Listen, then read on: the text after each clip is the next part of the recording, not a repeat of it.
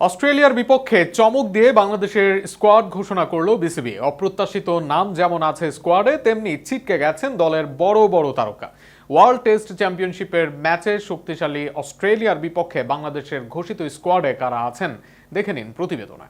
অস্ট্রেলিয়ার বিপক্ষে আসন্ন 2 ম্যাচের টেস্ট সিরিজকে সামনে রেখে প্রথম টেস্টের জন্য 16 সদস্যের দল ঘোষণা করেছে বাংলাদেশ ক্রিকেট বোর্ড বিসিবি।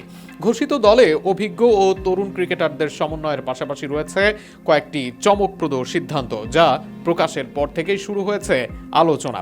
আগামী 13ই অগস্ট ডারউইনের মারারা ক্রিকেট গ্রাউন্ডে শুরু হবে সিরিজের প্রথম টেস্ট। সেই ম্যাচকে সামনে রেখে অধিনায়ক হিসেবে দায়িত্বে আছেন নাজমুল হোসেন শান্ত, আর সহ অধিনায়কের ভূমিকায় থাকবেন অলরাউন্ডার মেহেদী হাসান মিরাজ।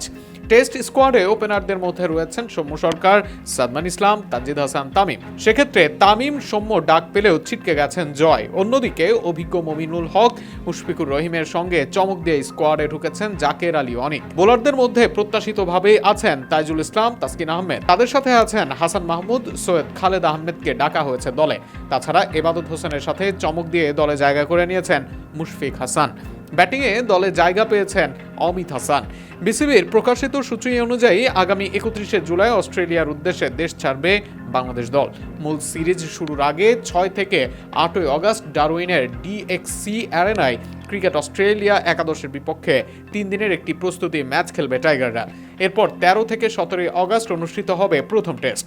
সিরিজের দ্বিতীয় ও শেষ টেস্ট শুরু হবে 21শে অগস্ট, যা অনুষ্ঠিত হবে ম্যাকের গ্রেট ব্যারিয়ার রিফ অ্যারেনায়। বিশ্ব ক্রিকেটের অন্যতম কঠিন কন্ডিশনে বাংলাদেশ দলের জন্য এই সফর বড় এক পরীক্ষা হিসেবে বিবেচিত হচ্ছে। বিশেষ করে পেস ও বাউন্স নির্ভর উইকেটে ব্যাটারদের দৃঢ়তা এবং বোলারদের ধারাবাহিকতায় নির্ধারণ করবে দলের সাফল্য। প্রসঙ্গত, ইনজুরিতে ছিটকে গেছেন নাহিদ রানা। প্রথম টেস্ট খেলতে পারছেন না শরীফুল ইসলাম ও লিটন দাসও।